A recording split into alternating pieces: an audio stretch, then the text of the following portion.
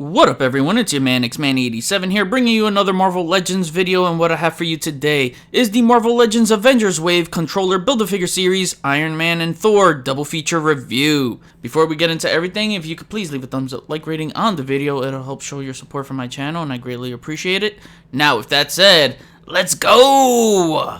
Kicking things off with Iron Man here, this is the Alex Ross model number 70 Iron Man, and the face sculpt looks alright, you know, he has a little smiling face going on, which that's probably the one thing I don't like about it, but, you know, he's got all the right blocky angles, so I do like that. I like the sculpting all around right there, so it's a pretty cool head sculpt. He even has the line sculpted on the neck, and the neck is on a ball hinge with a disc hinge right there. So this should be a permanent feature on every Iron Man figure going forward. The bodywork here is an all new sculpt from scratch. Really like the line work going on here, even on the abdomen too.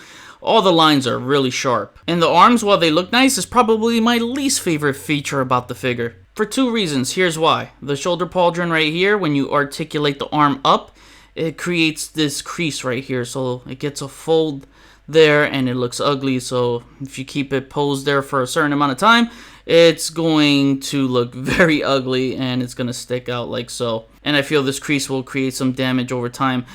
Second reason is the gold bicep right here. It is painted in metallic gold. Now I like that it's painted metallic gold, but if the rest of the figure was painted in a metallic gold, instead the rest of the gold on this figure is in all plastic molding, and it sucks. It's like, then why paint it? Just why waste paint, right? Here are the gloves. He's got like those unibeam looks on the inside and out, and it goes on and on with the belts and on the knees as well. Not the knees, but the boots. I think with the arc reactor being duplicated on these parts are just killing the design for me. That's not the figure's fault though, they're just going off the design from the comics. I feel like with the thickness of this design, they could have definitely put a ball jointed waist to maximize his articulation. Here are the legs. They look a bit clunky because you have an additional layer on the thighs, which is the same as the shoulder pauldron, so it will create a crease if you mess with that upper leg movement right there. But not as bad, you won't probably get a permanent fold like that. But it'll definitely rub against the pelvic area.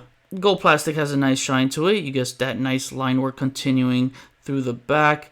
Here are the legs, the boots, the feet. They look a bit clunky. I hate that the serial number is right there. Why couldn't they put it at the bottom of the feet? But I guess it's because they sculpted the bottom of the feet, and that does look really nice. For accessories, you get a set of open hands and yellow repulsor ray effects. Then he comes with the twirling smoke effects that you could wrap around his forearms or his feet like I have right here. And you could take those yellow repulsor ray effects and plug them on the bottom of his feet so you could create this nice blast off effect. And this is probably the closest you could get his feet together that I've ever seen on a Marvel Legends Iron Man figure. Now to cover articulation for Iron Man, his head moves that far up and that far down, left, right.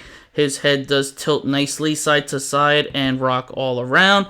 His arms move about that far up for a straight T-pose. Down, you can swing him around. You got the bicep swivel, double jointed pinless elbows, wrist swivel, and a wrist hinge. Torso moves only about that far forward and that far back.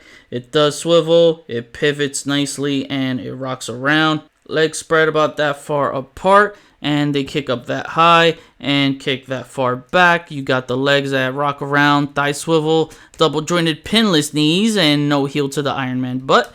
And you got the boot swivel, and the ankles move up that far. They move down that low, and you can rock them all around. I'm giving Iron Man a final rating of 7.5 out of 10. This Thor is based off Donny Cates' Thor number 1, Herald of None, and let me tell you, if you haven't read that story yet, do yourselves a favor and read it. No spoilers here, but oh, it's so good. Taking a close look at the head sculpt, I really like the blue eyes with the white pupils. It looks nicely powered up, and then you have the headband right there, painted in a nice black. For the head sculpt, I think I'm just a little conflicted here because while I think it's alright looking, I don't think it's the best head sculpt. Something's throwing me off. He just looks like Uatu with long ass blonde hair. And he has some really long hair. It's very comic accurate to that run. It's beautiful. Him and Sentry look like they go to the same hair salon together. Another figure in this wave that has an all-new sculpt from scratch. I like the design here. The white paint looks solid for the most part. A little splotchy right there. I do wish there was some blue shading to trim around the white to make it look like it's powered up. With his eyes having a hint of blue in it and his hammer being permanently powered up, it would have made sense. I like what they did with the pauldrons here, and they make it nice and pliable, so you get a lot of good arm range there. And I love what they're doing with the shoulder pads nowadays, just putting it inside that shoulder socket so that way it doesn't hinder any movement. It moves along with the arm. That's awesome, and it's nicely sculpted too, nicely pliable.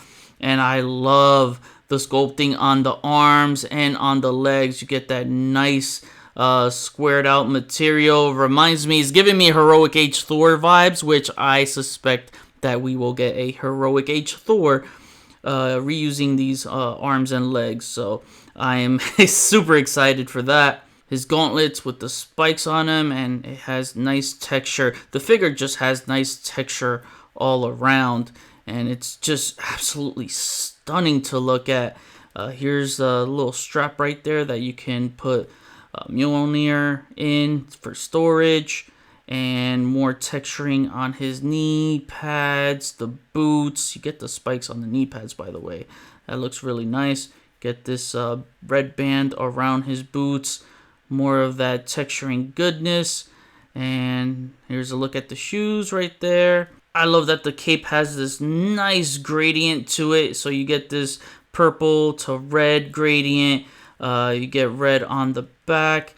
And you get a white trim on this side of the cape. I don't know what happened there, but there's a deep plastic cut. And I don't know how that happened. Maybe when I was removing the figure from the tray. I'm always careful with removing capes out of plastic trays so they don't get cuts like this. So damn, this really sucks. But I would have loved to seen some cosmic speckles painted around maybe his torso or inside the cape, kind of like what they did with Quasar. But it's still a gorgeous looking figure. For accessories, he comes with Odin's Ravens, Hugin and Munin, which I'm not sure I'm pronouncing it right.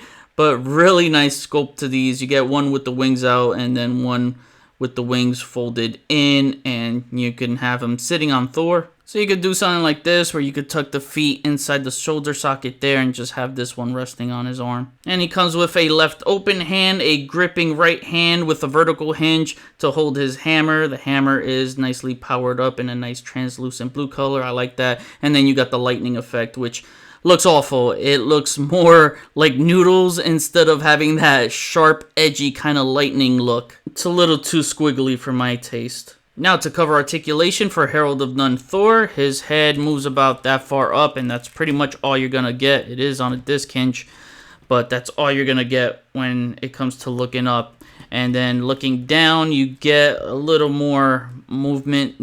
Well, his hair kind of hinders that down movement. You get left-right movement, a slight head tilt. His arms are impressive, though. They move that far up, so higher than a T-pose. And they move down. You can swing them all around. You got the bicep swivel, elbow swivel as well. You got the single-jointed elbows that range about 90-degree bend. You got a wrist swivel and a wrist hinge. Torso moves about that far forward and that far back. Does swivel, it pivots nicely, and it rocks all around. His legs spread that far apart, which is pretty good. His legs kick up about that high and kick that far back. The skirt is not hindering it whatsoever.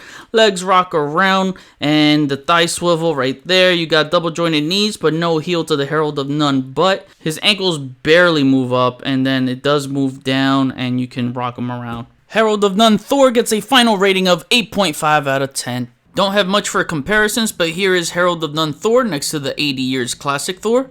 This new Thor is just a tad bit taller. Thor's scaling has always been inconsistent in Legends. Here is Herald of None Thor next to Galactus. Here is Iron Man next to the new Retro Deluxe Modular Iron Man. And lastly, here is Iron Man next to his fellow wave mate, the Controller. Controller Bath review is up next. Time to wrap it up for Iron Man. While I'm not a big fan of this design, I don't dislike it either. From the blocky head to his blocky feet, it does feel Alex Ross style-like. Hasbro has continued to impress me with their Iron Man figures since the first Black Panther wave and making it look like an actual man in an armored suit. While this is mostly a nice figure, they did fall short on a few areas that I mentioned earlier in the video. This is not the go-to armor for Iron Man, but will best be displayed in the Hall of Armor, which is where I get my most joy out of Iron Man figures. Thor has the accessories to show for, which is always a good thing for a Legends figure to have. But like most Thor figures, he suffers from poor neck articulation. They really need to implement the double ball hinge in that area for more flexibility. The cape is cool, but why does every Thor figure needs his cape swept off to the side? I wouldn't mind it just being straight down. The sculpting on the bodywork is phenomenal, and the arms and legs have me excited for a heroic age version. He's definitely one of the best figures in the wave. Now I kick it back to you. What do you think of these anchors of the wave? What versions of Iron Man and Thor would you like to see next? Comment below, let me know, we'll chat about it. Please follow me on Instagram if you haven't already at xmanny87. Hit the notification bell so you always know when my latest videos are up. Share and subscribe if you're new. See you on the next review. Peace.